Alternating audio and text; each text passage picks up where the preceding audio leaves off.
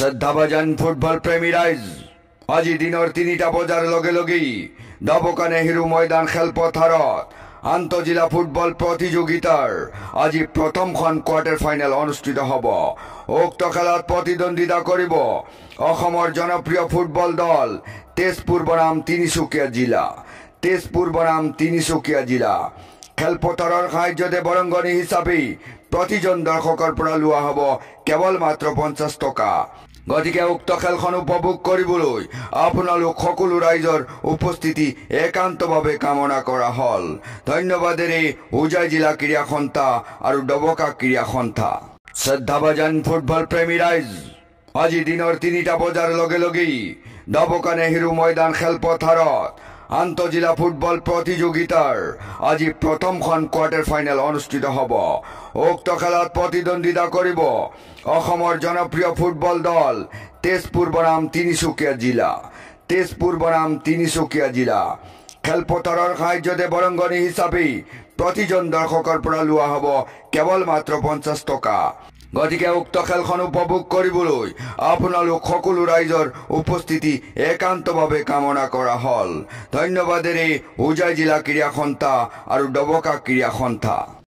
শ্ৰদ্ধাভাজন football প্ৰেমী ৰাইজ, আজি দিনৰ ৩টা বজাৰ লগে লগেই দবকা নেহেৰু ময়দান খেলপথাৰত আন্তঃজিলা ফুটবল প্ৰতিযোগিতাৰ আজি প্ৰথমখন কোৱাৰ্টাৰ ফাইনেল অনুষ্ঠিত হ'ব।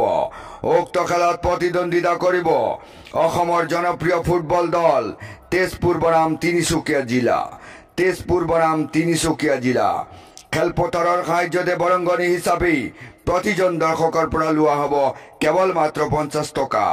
গতিকে উক্ত খেলখন উপভোগ কৰিবলৈ আপোনালোক সকলো ৰাইজৰ উপস্থিতি একান্তভাৱে কামনা কৰা হ'ল।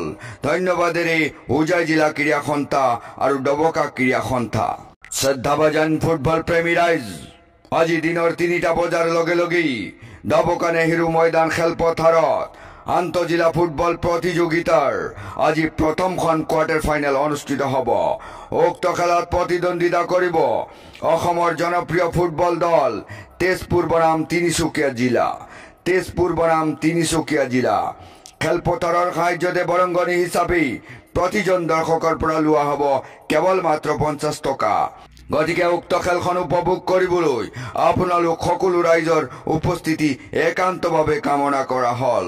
ধন্যবাদেৰে উজাই জিলা ক্ৰীড়া সন্থা আৰু ডবকা ক্ৰীড়া সন্থা। আমৰা মন্তব্যটা লইতে দিয়েছি সুন্দৰ কৰে